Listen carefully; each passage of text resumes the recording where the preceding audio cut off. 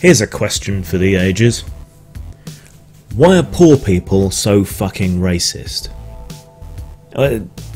They're not. It's a bit more complicated than that. But racism is comorbid with a whole bunch of situations that are also comorbid with being impoverished.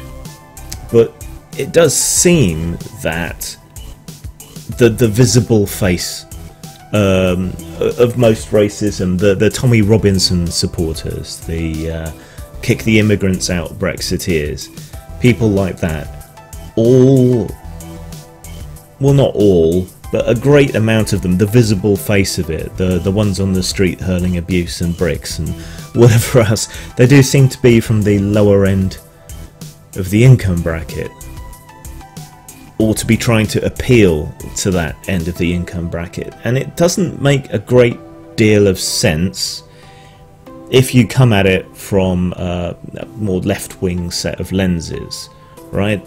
Because class solidarity should be far more important than racial solidarity. You know, you share the same struggles, the same oppressive force is pressing down on both you as a poor white British or American or whatever person, and you as an immigrant, whether it be from Eastern Europe or Africa or wherever else. You're all being exploited by the same people, and yet the venom, at least amongst the white working class across the Western world, primarily seems to be directed against the immigrant, even if they're second or third generation immigrants, that they're somehow supplanting or taking away. And it's just not true, but it is persistent that these are the kinds of people that manifest racism.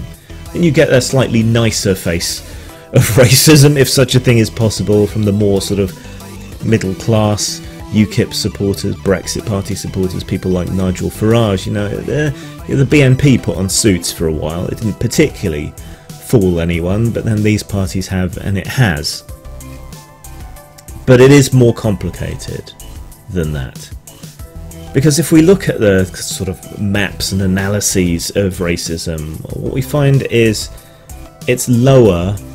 Racism is lower. There is less racism in multicultural areas, in urban areas, where people are forced to live cheek by jowl and get along to one extent or another. There are exceptions to that. Certain groups tend to self-ghettoise, but that's more about religion than race per se. If you look at something like Brixton, or the way in which the West Indian or the Hindu diaspora or the Pakistanis who came and settled in the UK despite their religion, you know, previous waves of immigration have integrated and mixed areas have resulted, and as a result racism has gone down in a lot of those areas, whereas racist attitudes are much higher, paradoxically, where people haven't really encountered many people of a different culture or a different race.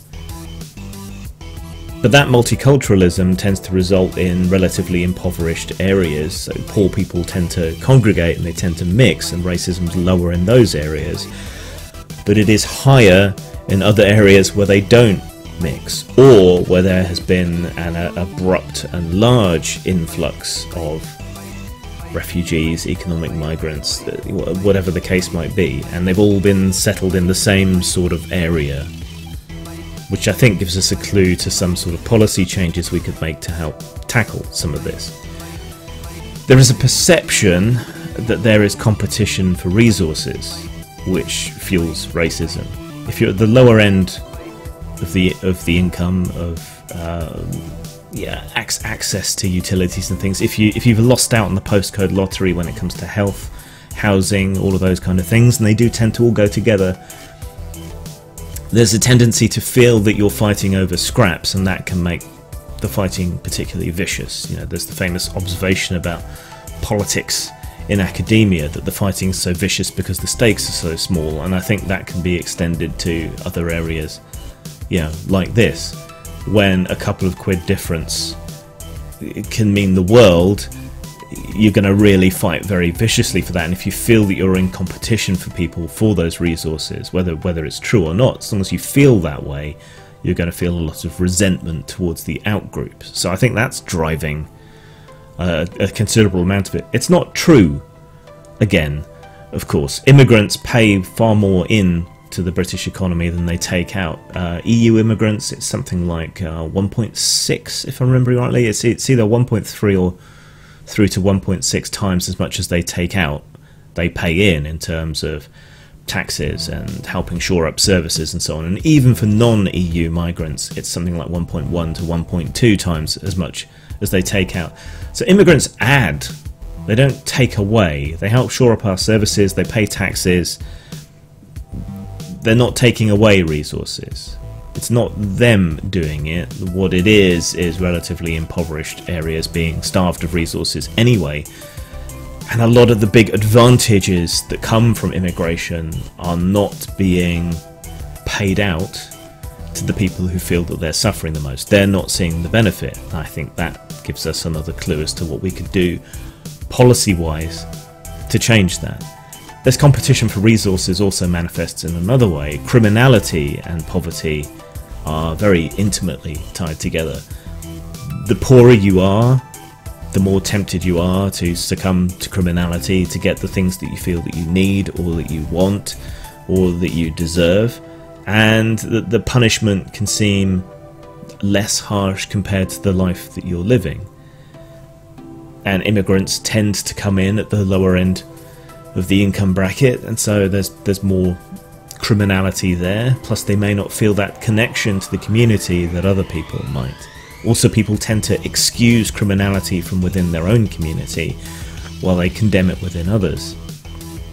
So while criminality has always been going on in the East End, for example, there's a kind of glamour and a culture around that, so long as it's your indigenous criminality that isn't extended to gypsy thieves or whatever the other stereotype, or yardies, or whoever else it might be. They're seen as interlopers in general, but also upon the criminal culture that has been created.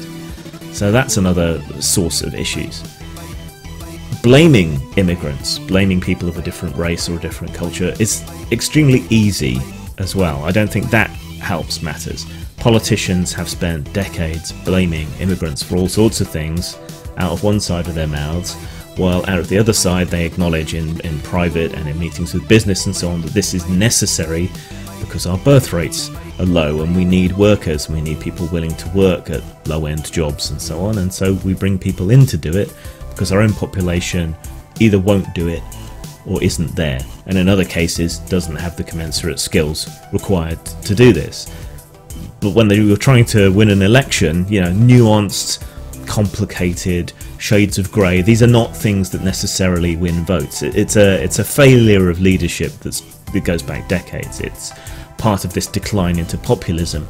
Rather than trying to lead and to explain, instead there's a pandering to the basest instincts, and it's just easier to do that. It's easier to pass blame onto someone else rather than to take responsibility yourself for your own failings. So it's easier to blame the EU or Middle Eastern immigrants or black immigrants or whoever else it might be. It's far easier to blame them for whatever issues and cultural clashes and so on there might be, rather than trying to address the actual problem.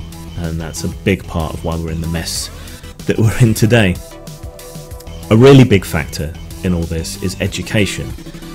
The poorer you are, the less likely you are to access decent education, the less likely you are to go to college, the less likely you are to go to university, and it's really stark the way in which racism drops off with education. Now, the cynical amongst you might say that's because of propaganda at lefty universities, rah, rah, rah, rah, rah. Probably not it. It's just that you tend to learn not rote facts once you've left school, but how to think, how to process. You learn to think in a more nuanced way. You gain a deeper understanding of whatever subject it is that you're doing, whether it be history or whatever else. And I think a big factor is when you go to university, you're mixing from other people with different life experiences, from all around the country, not just your local parochial experience. I think that's a big part of why education negatively correlates with racism. But if you come from a poor area, you're less likely to have access to education. And given that education is a big thing that knocks back racism, there you go. So how do we tackle all of this? How do we address this issue? I don't think the will is there to do so. I think politicians will continue to push the easy button to get people on side. I think the far right will continue to exploit that.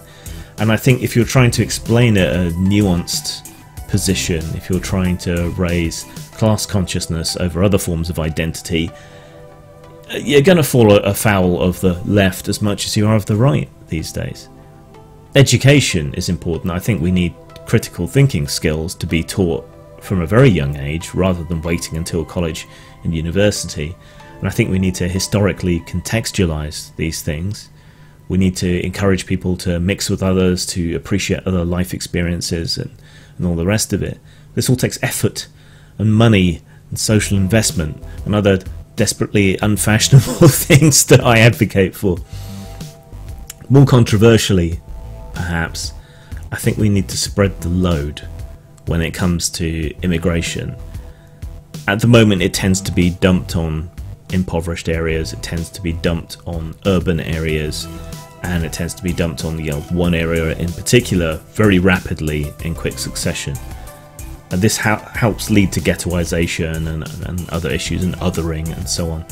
Far better, I think, to spread out immigration over the whole country and city, rich and poor, middle class neighbourhoods and council estates, so that people are forced to experience the other and to realise that they're human beings just like you, and so that there isn't a sudden strain and a sudden alien presence overwhelming somewhere all in one go. And speaking of overwhelming, I think we need to share the benefits of immigration. If immigrants are paying in more than they take out, we need to make people aware of that, and that money that comes in from immigrant labour and so on shouldn't just go to the fat cats and the business leaders and so on. It should be put back into the communities where these immigrants are living, and for everybody, so that everybody can see the benefit. It's not dissimilar to the problem with the EU, right? People are aware of all these niggles and so on that have been put up in the media. Doesn't matter that they're all bullshit, doesn't matter at all, but they're markedly unaware of all the local investment and projects and so on that the EU is engaged in. So we should big that up, and we should big up the contribution that immigrants are making to our communities. Point out how many of them work in healthcare locally to these areas, or whatever else it might be, doctors, dentists, the social fabric. Make people aware, the same way we should have made people aware of that when it came to the EU.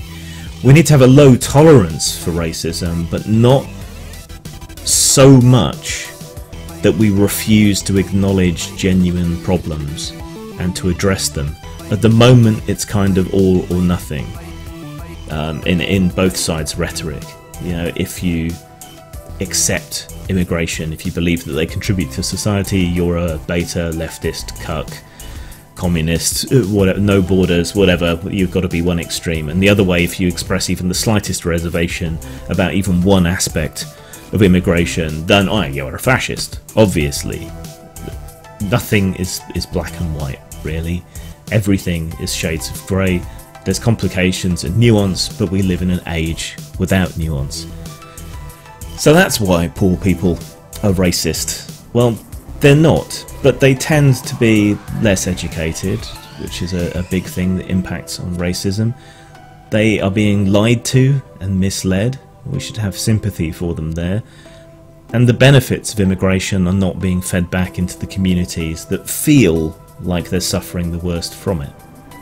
Is anyone ever going to address any of these issues? Probably not. I'm not really looking forward to this election. Sang.